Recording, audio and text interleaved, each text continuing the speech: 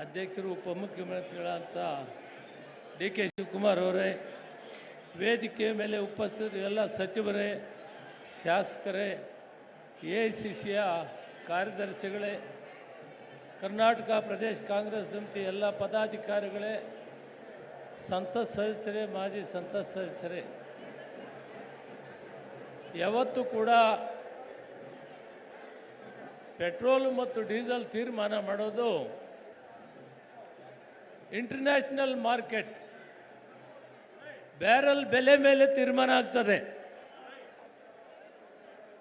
Barrel ಬೆಲೆ ಯಾವ ರೀತಿ ಇರ್ತದೆ ಎಂದು ಇಂಟರ್ನ್ಯಾಷನಲ್ ಮಾರ್ಕೆಟ್ಗೆ ಕಂಪೇರ್ ಮಾಡಿದಾಗ ಅದನ್ನು ಆಧಾರ ಮಾಡಿ UPA ಸರ್ಕಾರ ಇದ್ದಾಗ ಕೂಡ ಸೋನಿಯಾ ಗಾಂಧಿ, ಮನಮೋಹನ್ ಸಿಂಗ್ ಅವರು ಪ್ರಧಾನಮಂತ್ರಿ, ನಾನು ಕೂಡ ಅಲ್ಲಿ ಸಚಿವರಾಗಿ, ಇಂಥ ಸಂದರ್ಭಗಳು ಬಂದಾಗ ರೈತರ ಮೇಲೆ, ಸಾರ್ವಜನಿಕರ ಮೇಲೆ ಹೊರೆ ಆಗಬಾರ್ದು ಡೀಸೆಲ್ ಪೆಟ್ರೋಲು ಅಂಥೇಳಿ ಅದಕ್ಕೆ ಸರಿಸಮವಾಗಿ ಮಾಡಬೇಕು ಅಂತಿದೆ. ಆದರೆ ಇವರು ಬ್ಯಾರಲ್ ಬೆಲೆ 2ರಷ್ಟು ರೈತರು ಉಪಯೋಗಿಸೋ ಡೀಸೆಲ್ ಆಗ್ಬೋದು, ಪೆಟ್ರೋಲ್ ಆಗ್ಬೋದು, ಲಾರಿಗಳು ಉಪಯೋಗಿಸೋದು, ಇದನ್ನು ಡಬಲ್ ಮಾಡಿದ್ದಾರೆ. ಇವರು ಕೇವಲ ಹಣ ಸಂಗ್ರಹಣೆ ಮಾಡಿ ದೊಡ್ಡ ದೊಡ್ಡ ಕಂಪನಿಗಳ ಜೊತೆಯಲ್ಲಿ ಶಾಮೀಲಾಗಿ ಸಾಮಾನ್ಯ ಜನರಿಗೆ, ವಿಶೇಷವಾಗಿ ರೈತರಿಗೆ, ಬಡವರಿಗೆ ಹೊರೆಯಾಗುವಂಥ ಕೆಲಸವನ್ನು ಮಾಡಿದೆ. ಇವತ್ತು ಇಡೀ ರಾಜ್ಯದ ಉದ್ದಗಲಕ್ಕೂ ಕೂಡ ಸಾವಿರಾರು ಜನ ಇವತ್ತು ಇಲ್ಲಿ ಭಾಗವಹಿಸ್ತಾ ಇದ್ದಾರೆ. ಅಧ್ಯಕ್ಷರು ಇದನ್ನು ಪ್ಯಾಲೇಸ್ ಗ್ರೌಂಡಲ್ಲಿ ಮಾಡಿದರೆ ಸಾರ್ಥಕ ಆಗ್ತಿತ್ತು. ಇವತ್ತಿಲ್ಲಿ 10,000 ಜನ ಕುಂತ್ಕೊಳ್ಳೋಕ್ಕಾಗಲ್ಲ. 50-60 ಸಾವಿರ ಜನ ರೋಡಲ್ಲಿ ನಿಂತುಬಿಟ್ಟಿದ್ದಾರೆ. ಎಲ್ಲ ಕಡೆಯಿಂದ ಜನ ಬಂದಿದ್ದಾರೆ. ನಾವು ಇವತ್ತು ಇದನ್ನು ಜಿಲ್ಲಾ ಮಟ್ಟದಲ್ಲಿ ಈ ಪ್ರತಿಭಟನೆ ಕಾರ್ಯಕ್ರಮ ಆಗಬೇಕು, ತಾಲೂಕು ಮಟ್ಟದಲ್ಲಿ ಈ ಪ್ರತಿಭಟನೆ ಕಾರ್ಯಕ್ರಮ ಆಗಬೇಕು. ಪಾಂಪ್ಲೆಟ್ ಹಾಕೋದ್ರ ಮುಖಾಂತರ ಹಿಂದೆ UPA ಸರ್ಕಾರ ಇದ್ದಾಗ ಬ್ಯಾರಲ್ ಬೆಲೆ ಏನಿತ್ತು, ಬ್ಯಾರಲ್ ಬೆಲೆಯನ್ನು ಅನುಸರಿಸಿ ಪೆಟ್ರೋಲ್ ಡೀಸೆಲ್ ಎಷ್ಟಿರಬೇಕು ಅಂತ ನಿರ್ಣಯ ಆಗ್ತದೆ. ಇವತ್ತಿರೋ ಬ್ಯಾರಲ್ ಬೆಲೆಗೆ ಪೆಟ್ರೋಲ್ ಡೀಸೆಲ್ ಬೆಲೆ 1ಕ್ಕೆ ಡಬಲ್ ಆಗಿದೆ.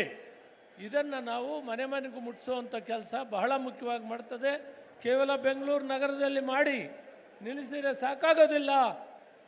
ಇದು ಜಿಲ್ಲಾ ಮಟ್ಟ, ತಾಲೂಕು ಮಟ್ಟ ಮತ್ತು ಬ್ಲಾಕ್ ಮಟ್ಟ, ಜೊತೆಗೆ ಹಳ್ಳಿ ಮಟ್ಟಕ್ಕೆ ಕೂಡ ತಗೊಂಡೋದಾಗ ಮಾತ್ರ ಜನರಿಗೆ ಎಷ್ಟು ಇದು ಅನಾನುಕೂಲ ಮಾಡಿದ್ದಾರೆ, ಎಷ್ಟು ದುಡ್ಡು ಇದರಲ್ಲಿ ಸಂಗ್ರಹಣೆ ಮಾಡಿದ್ದಾರೆ, ಆ ದುಡ್ಡು ಎಲ್ಲಿ ಹೋಗ್ತಾ ಇದೆ ಅನ್ನೋದನ್ನು ಅರ್ಥ ಆಗ್ತದೆ. ಆದ್ದರಿಂದ ದಯವಿಟ್ಟು ನಾನು ಪ್ರದೇಶ ಕಾಂಗ್ರೆಸ್ ಸಮಿತಿ ಅಧ್ಯಕ್ಷರಲ್ಲಿ ಮನವಿ ಮಾಡ್ತೀನಿ, ಇದನ್ನು ಈಗಿನಿಂದಲೇ ಈ ಹೋರಾಟ ಪ್ರಾರಂಭ ಆಗಿದೆ, ಇದು ಬೂತ್ ಮಟ್ಟವರೆಗೂ ಹೋಗುವಂಥ ಏರ್ಪಾಟುಗಳು ಮಾಡಬೇಕು. ಈ ಹೋರಾಟ ನಿರಂತರವಾಗಿ ನಡೀಬೇಕು ಅಂಥೇಳಿ ಈ ಸಂದರ್ಭದಲ್ಲಿ ಬೇರೆ ಸಾಮಗ್ರಿಗಳು ಎಲ್ಲ ಇದರ ಮೇಲೆ ಆಧಾರಪಟ್ಟಿದೆ. ಪೆಟ್ರೋಲ್ ಡೀಸೆಲ್ ಆಧಾರದ ಮೇಲೆ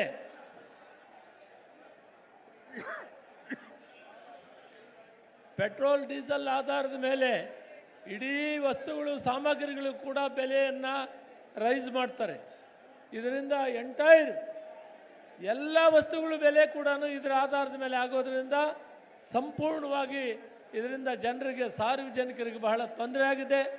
ಇದನ್ನು ನಾವು ಮನವರಿಕೆ ಮಾಡೋ ಕೆಲಸ ಸರ್ಕಾರದ ಮತ್ತು ಕಾಂಗ್ರೆಸ್ ಪಕ್ಷದ ಮುಖ್ಯವಾದ ಕೆಲಸ ಆಗಿದೆ.